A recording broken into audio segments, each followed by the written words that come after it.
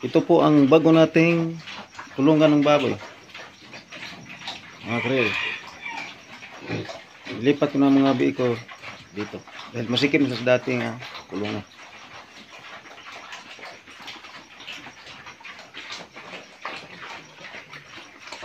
Ito naman ang mga inahin.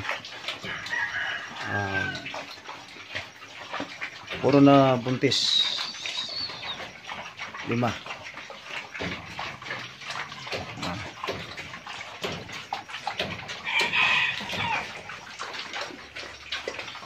Pinapakain ko na.